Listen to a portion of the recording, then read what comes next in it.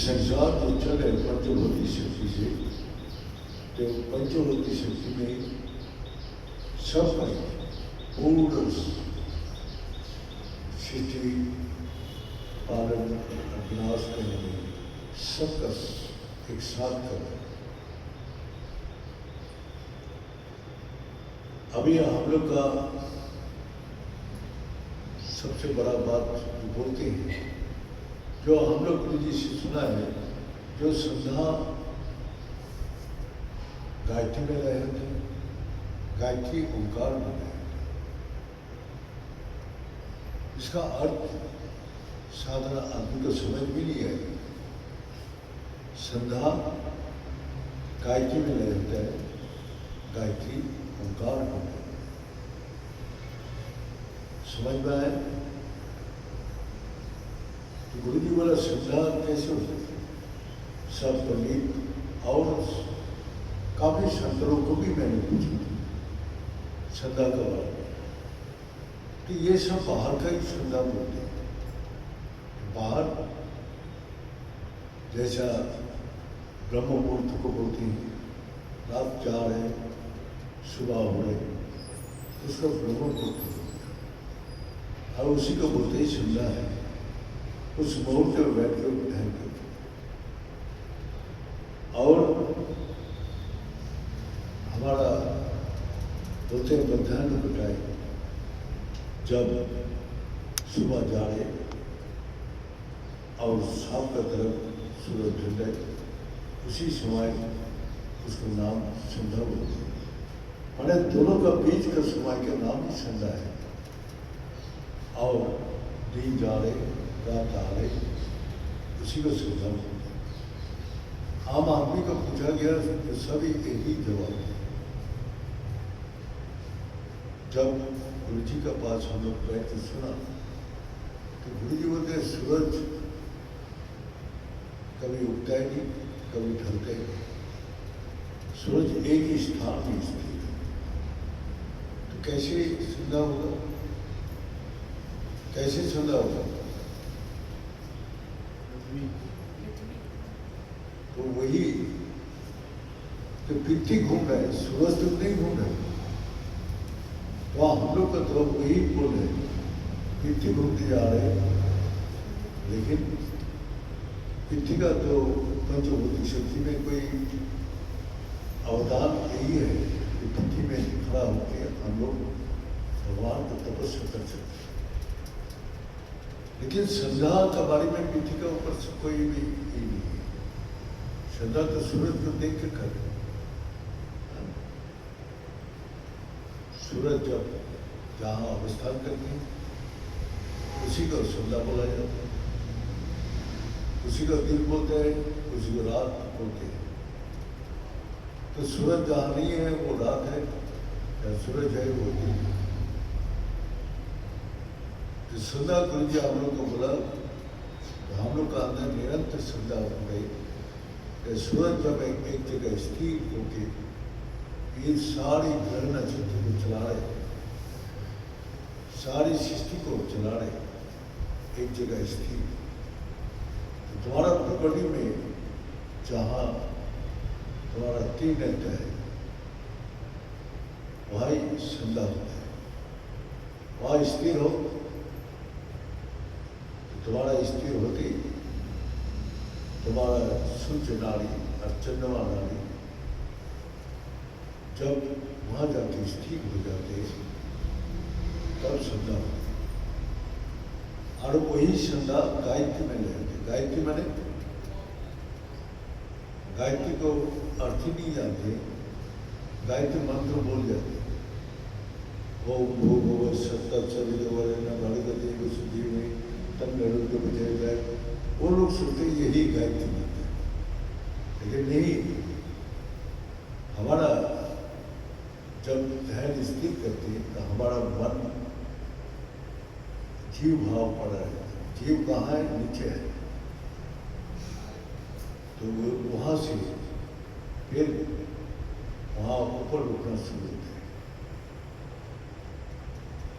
तो ऊपर जब होते हैं तो हम लोग का गायत्री का जो स्थान है, सातों जगह स्थान, तो वही बोले भूर्भुवः स्वः महो जडं तपो सिद्ध। भू का अर्थ है ये धरती में हमारा मन इधर उधर रहता है। भूवों के तारा नक्षत्र को देखते हैं और तारा नक्षत्र देख के हम लोग काम करते हैं। ये तिथि अच्छा है, ये तिथि ठीक नहीं है। भूर्भुवः स्वः करते जो हम कोई भी इसका जब विश्वास होता है, मैंने सत्य का अनुभूति होती है, तभी वो रिश्ता बनती है।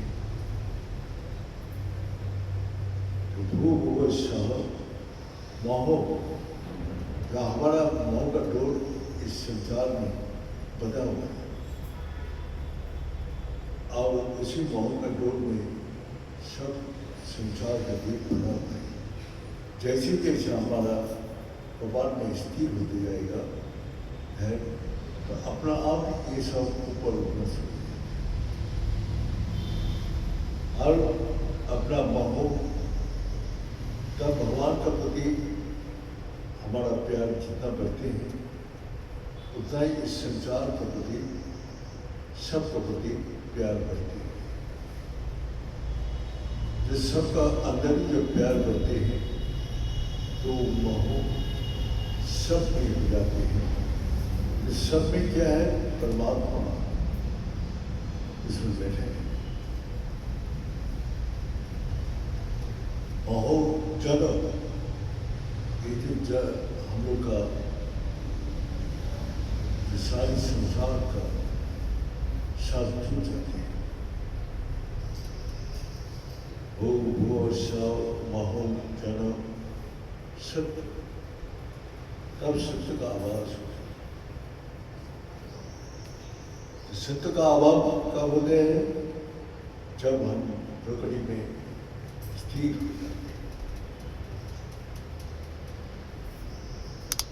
वही श्रद्धा कहाँ होते हैं? जब हम दिन और रात के बीच में सूर्य नाड़ी और चंद्रमा नाड़ी जब एक जगह स्थिर होता है तभी श्रद्धा होती है। दोनों का बीच का स्थिति हमारा प्रकृति है, जहाँ तीन नेत्र बोला जाते हैं, जिससे लाइट का प्रकाश होते हैं, जिस प्रकाश में हम अतीत वर्तमान भविष्य को देखते हैं।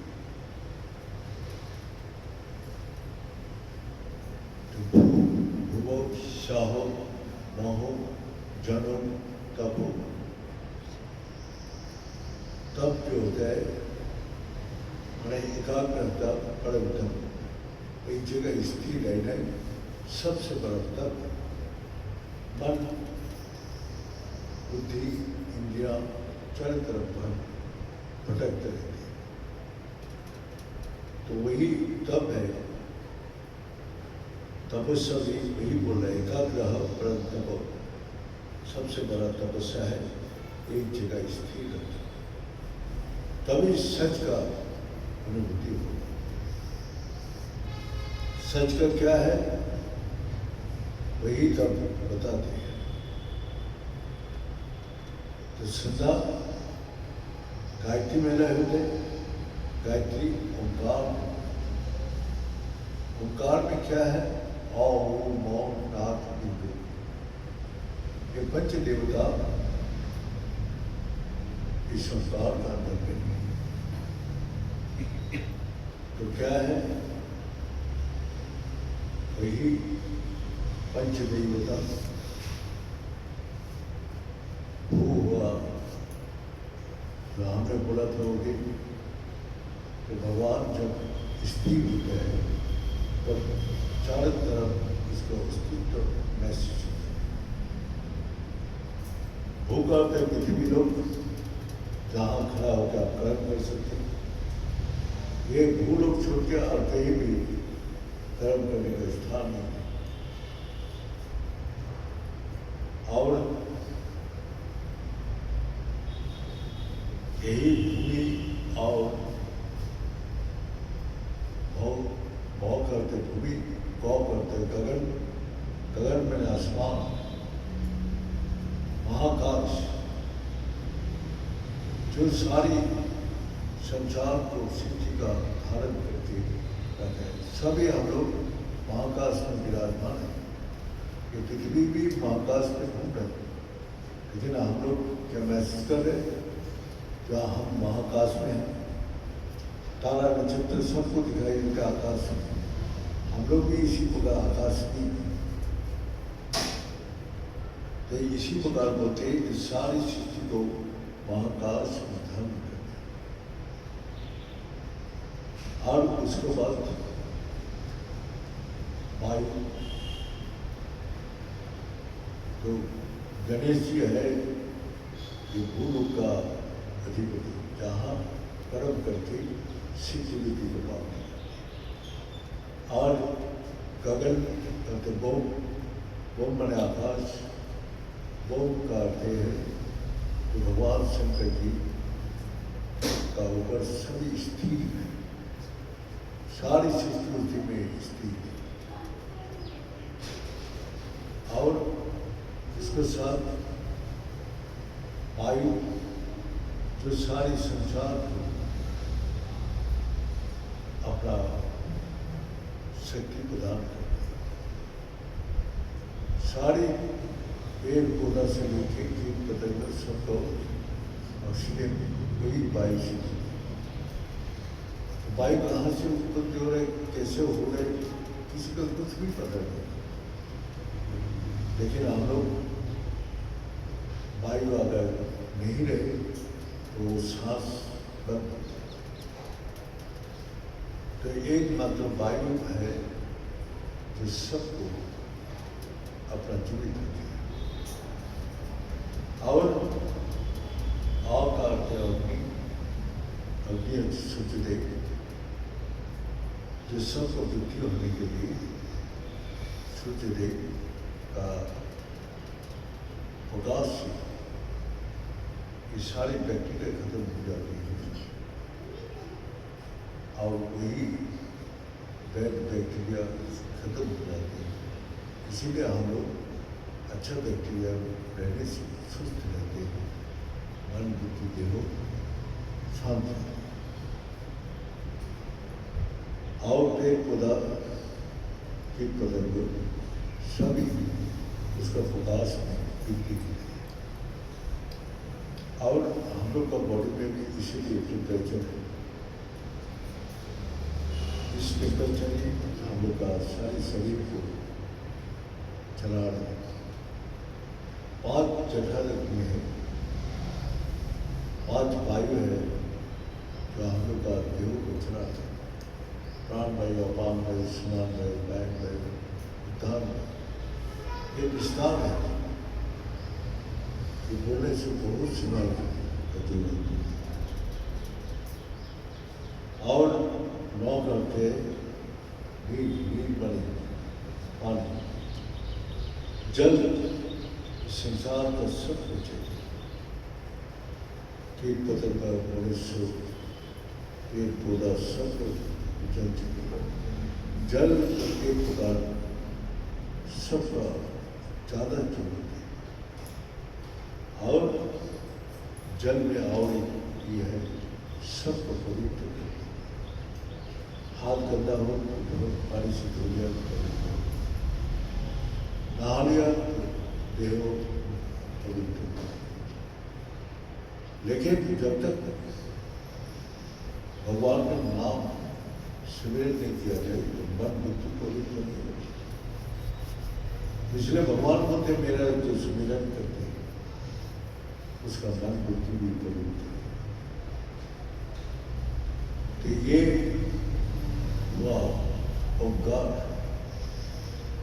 तो ओंकार बिंदु संजीतम कृतधाय योगिना, जो बिंदु क्या है? जो सब जहाँ स्थिर है, सब शक्ति जहाँ स्थिर है यही बिंदु है। तो चंचल जीव है और स्थिर जीव है। जब हम स्थिर करते हैं तो हमारा अंदर आनंद आते हैं, शांति आती है, सुख आती है। हमारा कार्य सिद्धि होता है जब हमारा मन बुद्धि इंद्रिया स्थिर होती है। जैसे आप किसी जगह जाना है, जब तक दिन स्थिर नहीं करेंगे तब तक आप जा नहीं सकते। आज जाऊँगा कल जाऊँगा करने से नहीं होगा। एक निश्चित ये स्थिर करो, स्थिर तो आप जहाँ मर्जी जा सकते हैं। किसमें जाना है वो भी स्थिर करना, ट्रेन, बस या फिर किसी में भी। और वो टिकट करके जो लेते हैं उसको भी टाइम स्थिर है। अब जब भी मर्जी चला जाए तो आपको एयरपोर्ट भेजने मिलेगा, वो आपको नहीं मिलेगा। वहाँ मनमर्जी नहीं चलेगी। ट्रेन का टाइम भी स्थिर है, बस का टाइम भी स्थिर है, सब स्थिर है। और दुकान खुलने का लगाने का टाइम स्थिर है। जब स्थिर है तो सारा दुनिया उसी समय काम करता है। रात को 12 बजे कहीं जाके चीज नहीं है। जो समय स्थिर है तो इसी संसार स्थिर का अर्थ है वो क्रियाशील हो जाते हैं। जब आप स्थिर होते हैं तो सारे काल सुचारू रूप से चलते हैं। आपका जमीन का मापना है, कहाँ से एक जगह आपको स्थिर पॉइंट बनाना पड़ेगा। वहाँ आपको कोई अपना निशान लगाना पड़ेगा जो डॉट, तो वो उसी जगह से फिर मापा जाएगा जमीन कितना जमीन है, माप को पता है। लेकिन जब तक कोई जगह स्थिर नहीं करेगा तो आप माप ही नहीं सकते। तो इसीलिए जीरो से, बिंदु से शुरू होता है मापना। कितना किलोमीटर है रास्ता वो बता दें। तो सब जो है बिंदु से वही कार्य शुरू होते हैं। बिंदु में जाके नहीं तो सारी जो सृष्टि, स्थिति, विनाश सब बिंदु में जाके गए। तो इसी प्रकार आपका मन, बुद्धि, इंद्रियां जब स्थिर होता है तभी आपको सुचारू रूप से आपका काम चलते हैं, परिवार चलते हैं, सारा ये सिस्टम जो चल रहे हैं सब स्थिर है, इसीलिए चल रहे हैं। जब तक स्थिर नहीं होगा तब तक आपको हर काम में विघ्न, दुख, तकलीफ, कष्ट आएगा। इसीलिए मन को स्थिर कीजिए। कहाँ से स्थिर होगा? जब विश्वास और प्यार आता है,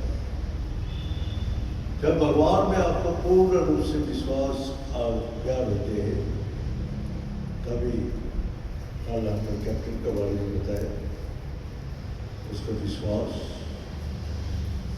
और प्यार भगवान में है, इसीलिए उसको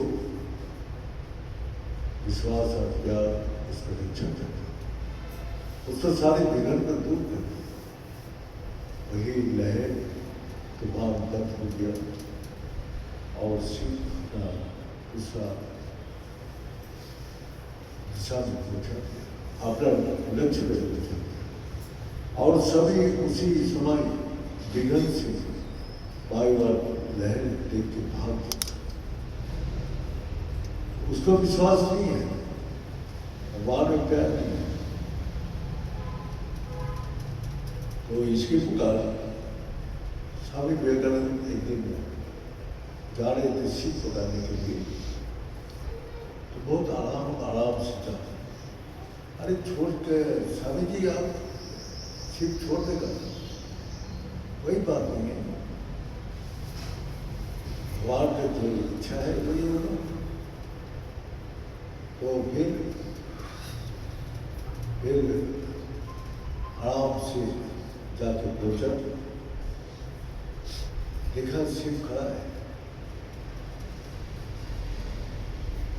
तो क्या हुआ, स्वामी जी जैसे शिव पे बैठा ऐसे ही सारी इंजन स्टार्ट और चल। तो भगवान तो भक्त का साथ हमेशा रहते हैं और उसकी इच्छा को अपने कामना पूरी करते हैं।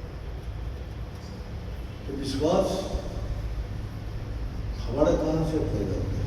हर वही जब नवाब अपना बोला तो बहुत बुद्धिमान है, बहुत नाम सुना है, ये भगवान क्या करते हैं, इसको छोड़ हमारा इसमें काम करना। तो उसने कुछ बोला नहीं, उसने बोला ये फोटो किसका है? बोला हमारा पिता। एक सिपाही को बोला भाई ये फोटो को उतारो और इसमें थूको, इसे पैर से गुजार। बोले इसके पिताजी फोटो में कहाँ है, दिखाई दे रहे? वो फोटो में उसको पिताजी है, तो रंग है, पेपर है, पेपर और रंग है, लेकिन जो उसके पिताजी का मूर्ति बना हुआ है कोई भी आंखें न थूक पा रहे न पैर। जब आपको लग गया आप प्रिंटर से बनाया, तो इस पेपर में आपको पिताजी कहाँ है? तो आप विश्वास करते ये हमारा पिताजी, और ये विश्वास का कारण उसको कोई भी उसको न थूक पा रहे न उसको बचा। इसीलिए एक सामान्य पेपर में कोई भी आर्ट हो जिसका हमको साथ कोई मतलब ही नहीं है, उसको थूक नहीं सकते, पैर से बचा नहीं सकते, लेकिन इसमें नवाब को पिताजी है। इसीलिए हम मूर्ति में भगवान को देखते हैं, जो मूर्ति है उसमें हम भगवान को देखते हैं। द्वैत अद्वैत विहीनाय ओंकार नमो, वो द्वैत भाव भी है, अद्वैत भाव भी है। आपको पिताजी एक ही, वही चैतन्य शक्ति आत्मा आपका अंदर में है, पिताजी का अंदर में, लेकिन आप दोनों हैं पिता पुत्र। तो इसी प्रकार वो द्वैत भाव भी है और अद्वैत भाव से भी है। तो जिसका ज्ञान है वो द्वैत अद्वैत को कोई उसका बात नहीं, वो सब भी उसको भगवान है। तो इसीलिए मूर्ति के सामने खड़ा होकर आप जब प्रणाम करते हैं, क्या करते हैं? आप खोल के करते हैं ना आप बंद करते हैं? तो आप बंद इसलिए करते हैं, आप अपने हृदय में वही मूर्ति को अनुभव करते हैं। इसीलिए आप जो अपने आप को बंद रखे, भगवान से प्रार्थना करें, तो आप खुद कीजिए। एक आदमी हमसे मिल जाए, उससे बात करूँगा आँख बंद करके, आँख बंद तो भगवान के सामने हम आँख बंद करके उसकी प्रार्थना करें, क्योंकि भगवान हमारा हृदय भी बैठे, वही प्रतिबिंब उस मूर्ति में दिखाई दे। हमारा जैसे रूप हम मुख को देख नहीं सकते, सबको देख रहा हूँ, लेकिन मैं अपने मुख को नहीं देख सकता। लेकिन दर्पण में आप अपने मुख को देख रहे हैं, तो दर्पण में देख रहे हो वो आप है, या जो बाहर खड़ा है वो आप है। तो इसी प्रकार जब भगवान को हम देख रहे हैं, अंदर असली है हमारा हृदय में, और बाहर उसका प्रतिबिंब है। इस संसार जो दिखाई दे रहे ये परमात्मा का प्रतिबिंब है, सच का प्रतिबिंब को दिखाई दे। इसलिए इस संसार में कोई चीज झूठ नहीं है, वो सच है। लेकिन झूठ तो हुआ है जो हमेशा परिवर्तन होते हैं और वो विनाशी है। सच कभी भी परिवर्तन नहीं होता है, विनाश है। सच को छोड़ो, सच को पकड़ो और झूठ को छोड़ो, यही लक्षण बता दिया। आप जिसको परिवर्तन हो रहे, आप उसको कभी भी आप रोक नहीं सकते, और जिसको परिवर्तन नहीं हो रहे उसको पकड़ने से हमेशा उसके साथ में। इसी प्रकार वो बोला है श्रद्धा गायत्री में लय होते, गायत्री ओंकार में, तो ओंकार में कैसे लय होते हैं? वही ओंकार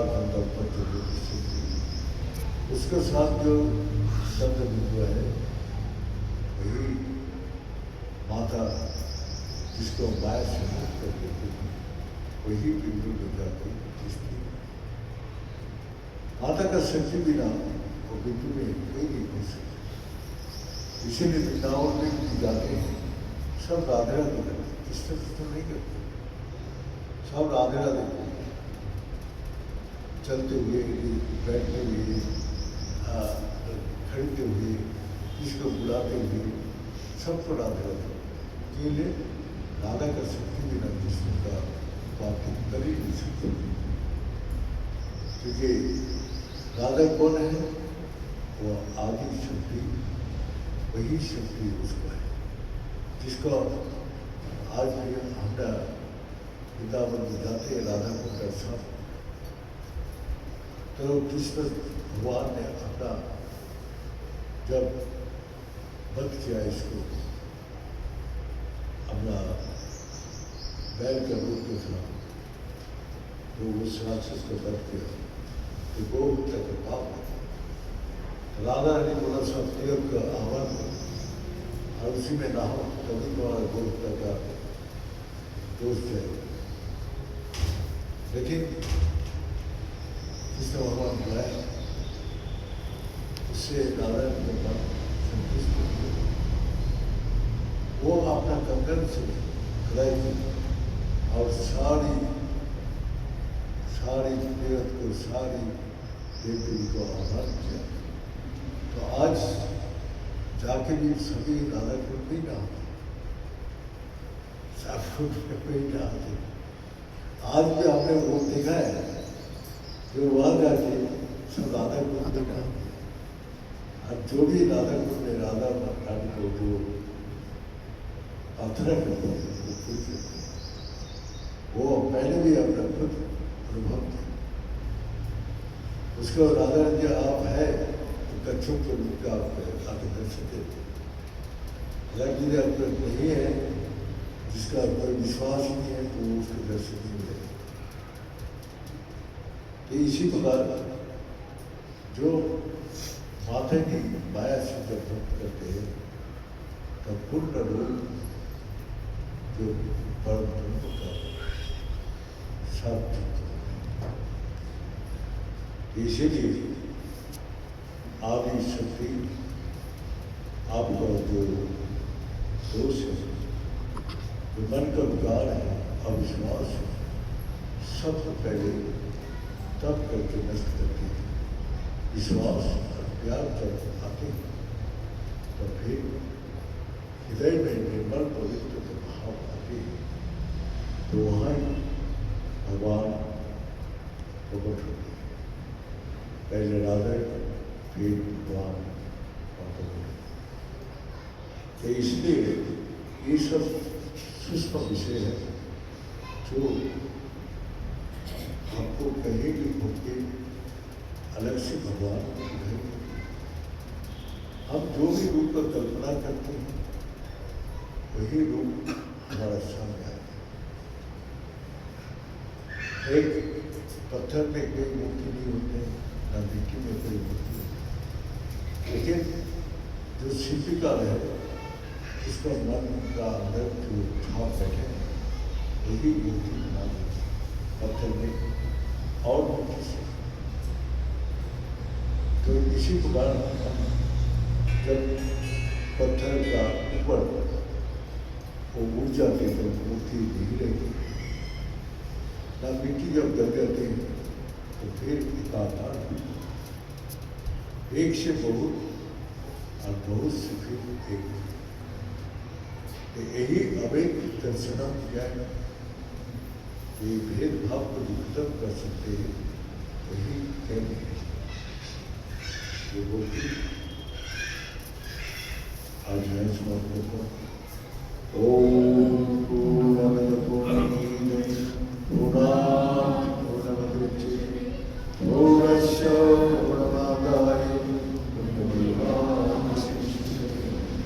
ओम शांति शांति शांति।